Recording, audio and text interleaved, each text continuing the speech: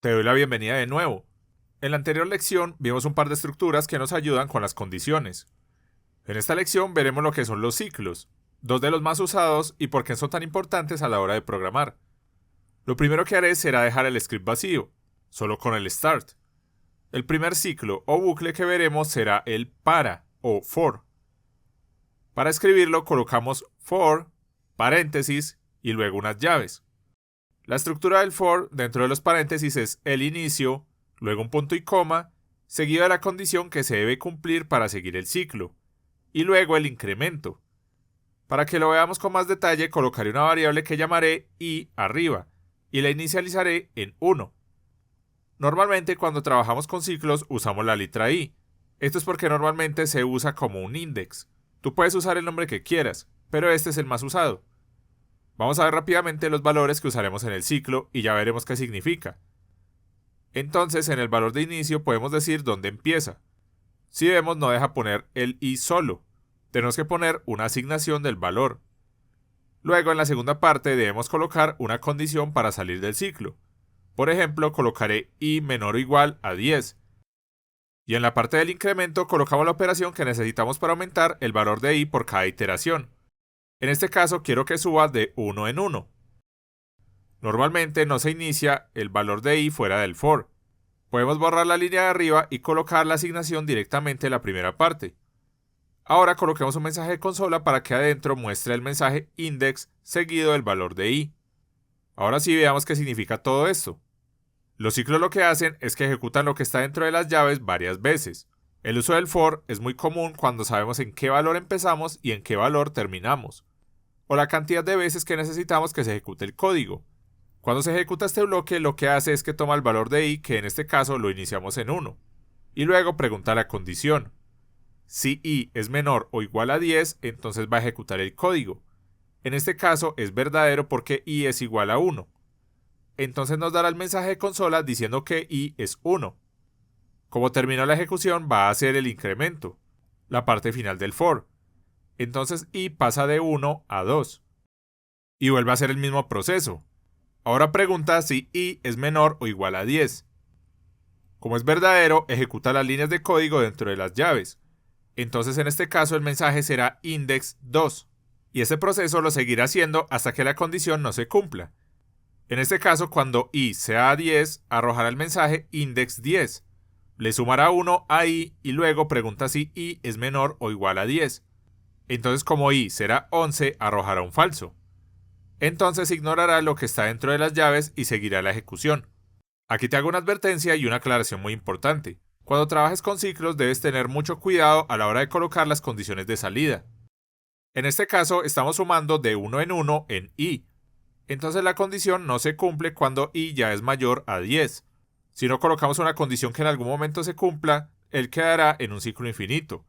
En ocasiones esto puede ser útil, pero en la mayoría de casos lo único que logrará es que se congele nuestro programa y no responda. Entonces debes tener mucho cuidado cuando crees los ciclos para que esto no te pase. Ahora que ya sabemos cómo funciona el for, veremos por qué esto es útil. Antes de saber de ciclos, si te pidiera que coloques un par de mensajes donde muestres un valor que se incrementa de uno en uno, solo se puede hacer colocando los mensajes uno tras otro y cambiando cada uno de los valores. Pero con los ciclos se puede hacer de una manera más sencilla. Volvamos a Unity para probar. Si damos play podemos ver en la consola todos los mensajes. Podemos ver que son 10, porque el valor de i se incrementa y muestra el mensaje. Además vemos que el último mensaje es el del número 10, por la condición que se cumple con este valor. Este ciclo también lo podemos usar de la manera contraria. Por ejemplo, voy a hacer que i empiece en 10 y que la condición sea i mayor o igual a 1. Y en el incremento colocaré i menos menos para que baje de 1 en 1. Si vamos a Unity y damos play para probar, vemos que ahora nos arroja los números iniciando desde 10, y en cada iteración baja en 1 hasta que el número es 0, y ya no se cumple la condición, entonces el número más bajo que coloca es 1. Voy a volver a dejar el ciclo como lo teníamos antes para que veamos por qué es tan útil este tipo de ciclos. En este momento estamos colocando los números directamente para que sean la cantidad de ciclos que necesitamos, pero normalmente esto no es el caso. En ocasiones nos entra un valor en una variable y necesitamos usarlo. Entonces colocaré una variable entera que será la cantidad de mensajes y en lugar del 10 de la condición colocaré esta variable. Cambiaré el mensaje interno de index por mensaje. Y veremos también otro elemento que es muy común en los ciclos. Digamos que queremos buscar un número o un elemento dentro de este ciclo. Entonces colocaré una variable que será un número a encontrar. Lo colocaré como 10. Y adentro del ciclo colocaré un condicional. Escribiré if y adentro preguntaré si i es igual al número a encontrar. Si es igual, colocaré el mensaje del número encontrado y le agregaré cuál es el número que íbamos a encontrar. Si no, colocaré el mensaje que tenemos arriba. Este es un caso más usual de los ciclos, donde recorremos una cantidad de valores en búsqueda del que necesitamos. Vamos a Unity para probar esto. Si damos play podemos ver que nos salen 20 mensajes en la consola, cada uno con su número. Pero si vemos el mensaje 10 podemos ver que es el de la condición, porque en el momento en el que i era 10 es igual al número que tenemos en la variable. Entonces usa la condición en lugar del mensaje básico. Para ver lo siguiente voy a quitar todo lo que tenemos dentro del ciclo. Y ahora vamos a cambiar la variable por número máximo. Lo igualaré a 30 y la colocamos en la condición. Cambiaré el inicio por 0. Y ahora modificaré el incremento. Esto es algo muy útil del ciclo for. No siempre tenemos que hacer un incremento por 1. Podemos colocar el valor que necesitemos. En este caso colocaré que i sea igual a i más 2, es decir, que el incremento sea de 2 en 2.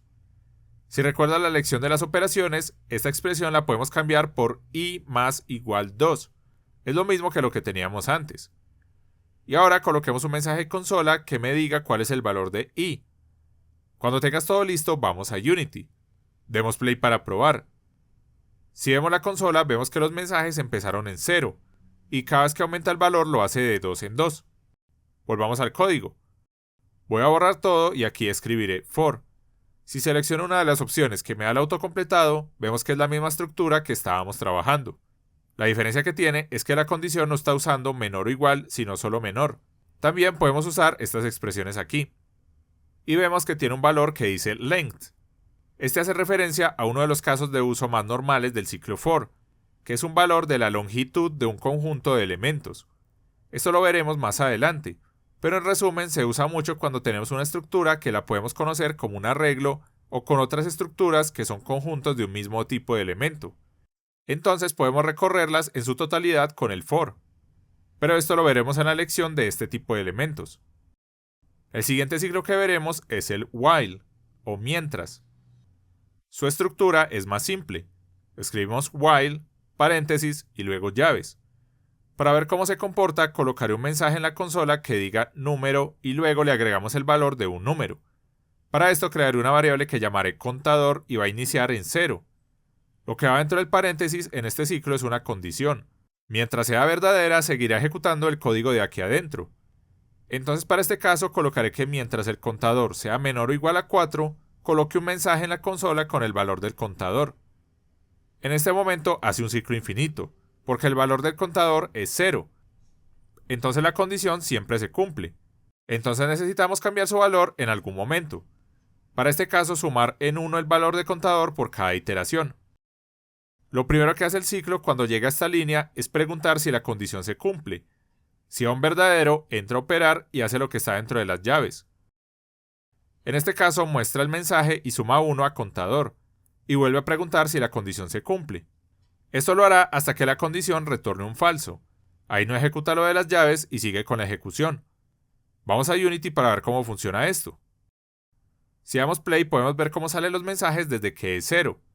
Cuando llega a 4 muestra el mensaje. Suma 1 al contador, entonces queda en 5. Evalúa la condición y como 5 no es menor o igual a 4, no hace lo que está dentro de las llaves y termina la ejecución.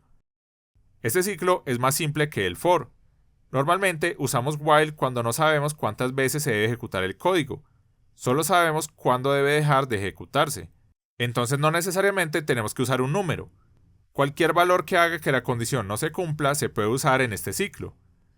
Listo, en esta lección aprendiste sobre cómo funcionan los ciclos for y while en el código. En la siguiente lección veremos otro ciclo similar al while y un par de elementos muy útiles para usar con los ciclos.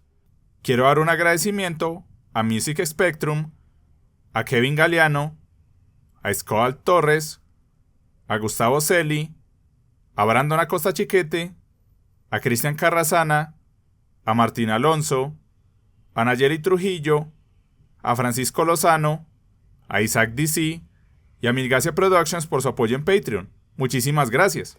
Nos vemos en la siguiente lección.